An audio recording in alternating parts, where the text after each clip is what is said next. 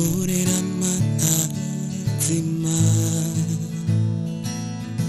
shimishijwe no kuza muri shimwe ryawe urera mana nzima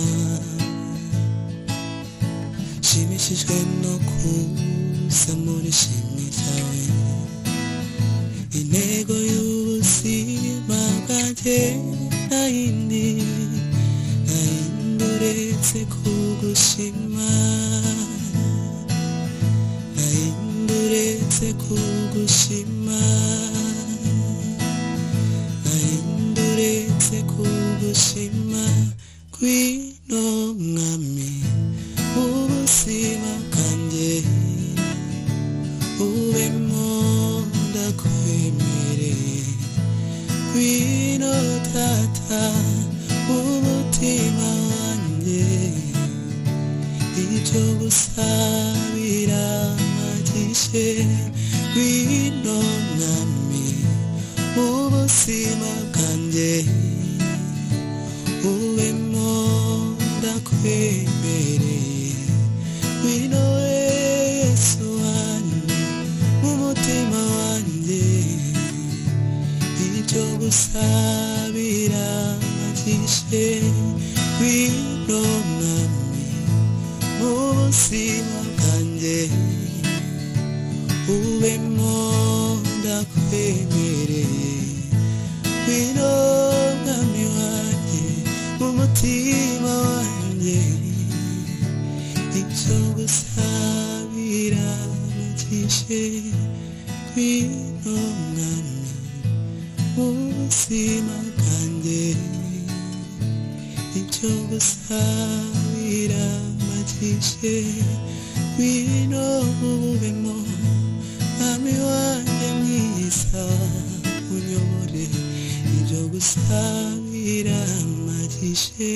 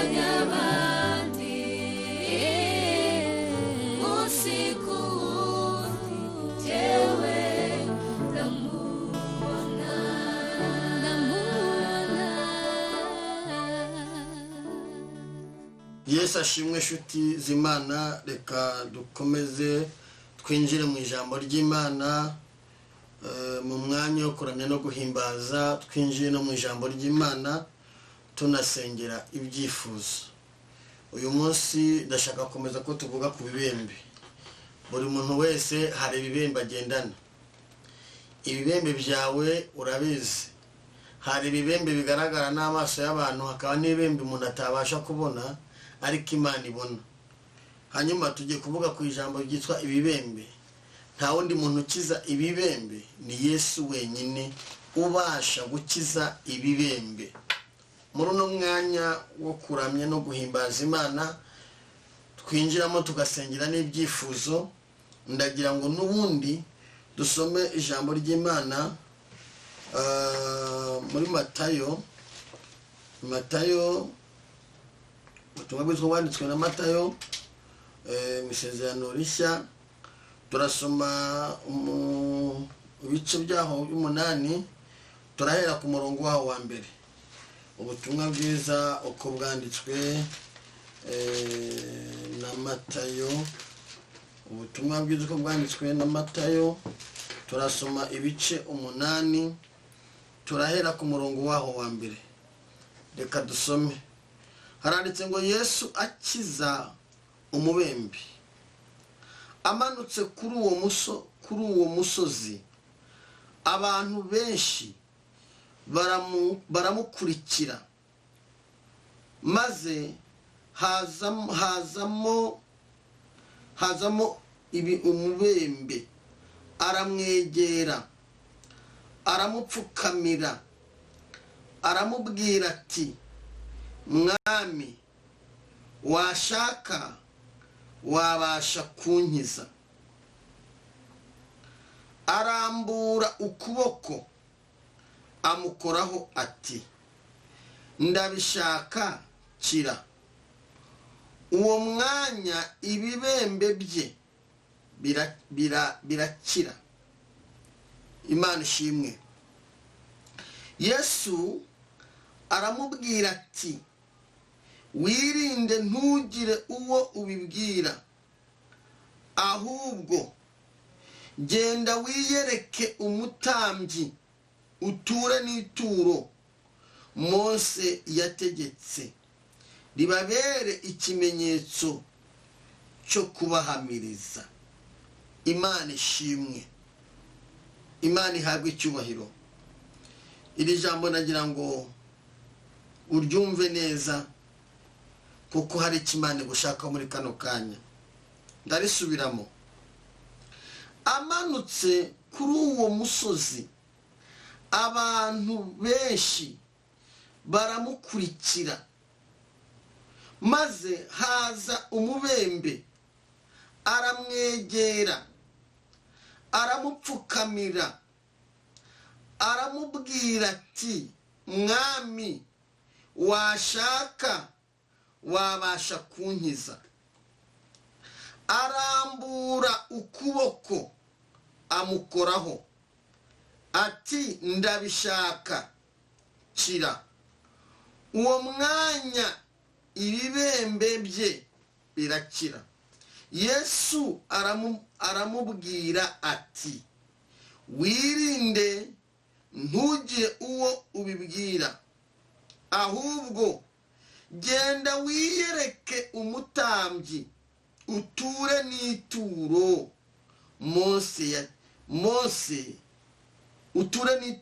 Mose yategetse, ribabere ikimenyetso cyo kubahamiriza.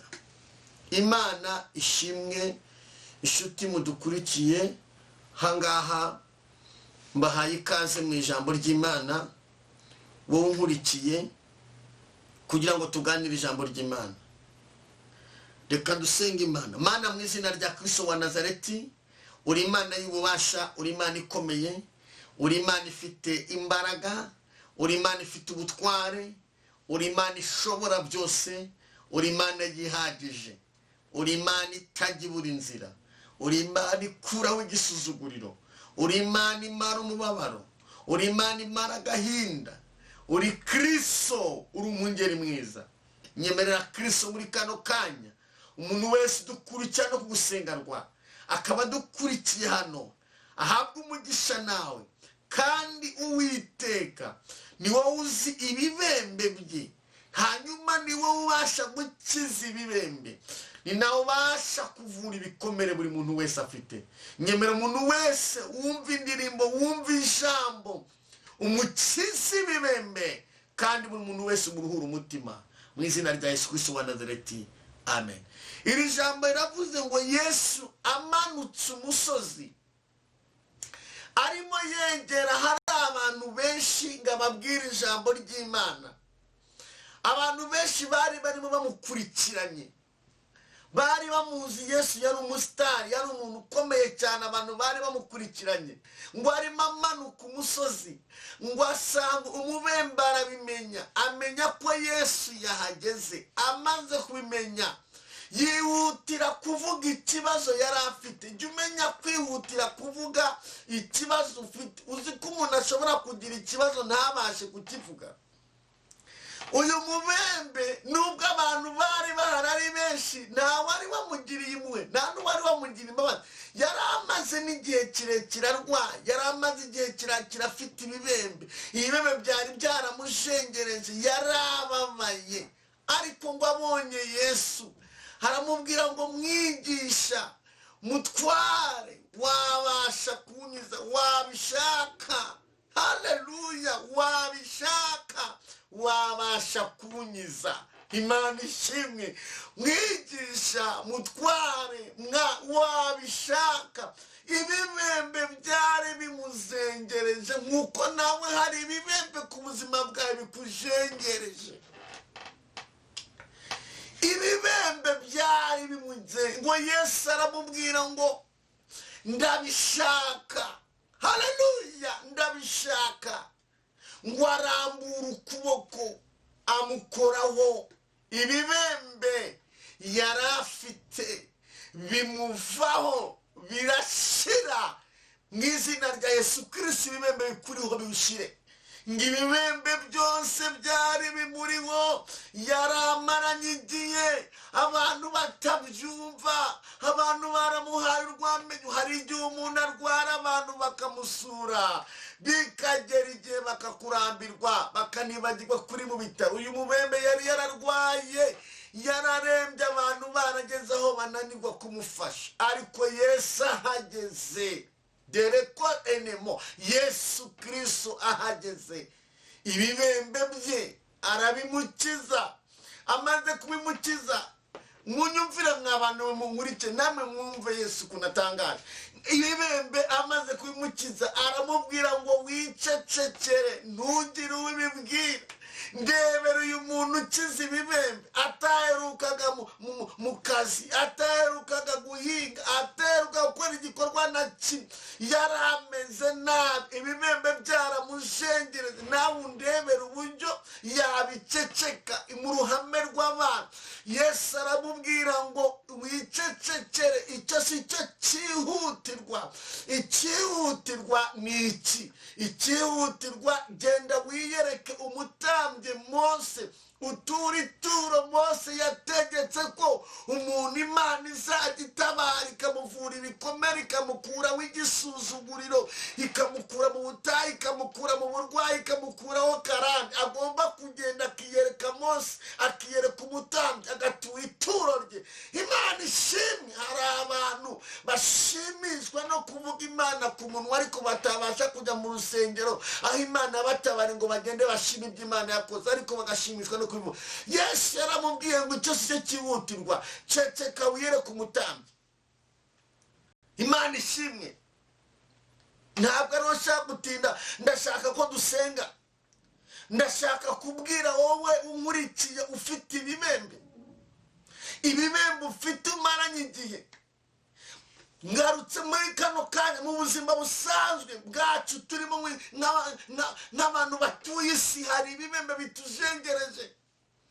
Hari ibibembe by'uburwayi, hari ibibembe by'intambara, hari ibibembe bya korona, hari ibibembe by'amadene, hari ibibembe by'urushako, hari ibibembe bya za karande z'iwacu, hari ibibembe byagufashe biguhezeza, hari ibibembe byo kubura urubyaro, ibibembe byo kuba umuntu yaba urubyaro burimo. Wowe nkurikiye n'uzi ibibembe wicaranye, ariko Yesu dewe enemo, Yesu ndatangaze ngo agere ku buzima bwawe agukize ibibembe, kuko Yesu niwe ukiza ibibembe. Ibibembe biraryana n'uyu munsi biracyaryana. Ubwo burwayi ufite bukomeye, umuntu wese agendana ibibembe. Umuntu ufite ibibembe nawe umwegera, umuntu ufite ibibembe nawe umusu. Ibibembe birananuka, ariko Yesu agakiza ibibembe. Yesu kandi arobanura ku buto. Imana ishimwe. Ndagira ngo dusenge Imana muri uyu mwanya, unkurikiye aho uri ku migabane itandukanye y'isi. Yesu azi ibibembe wicaranye, Yesu azi intambara wicaranye, nubwo abantu batazimenya Yesu arasizi. Hari n'ibibembe umuntu agira by'ibyaha bikamuzengereza. Imana ishimwe, nabyo Yesu arabikiza. Yesu akiza ibibembe by'ibyaha. Yesu akiza ibibembe bya za karande. Yesu umuntu ashobora kugenda ukabona ararimbye ariko ibibembe byaramujengereje by'ibyaha, ariko ngo Yesu ahageze amukiza ibibembe. Ibibembe byawe ashaka ko bikira. Ndagira ngo usengere Imana.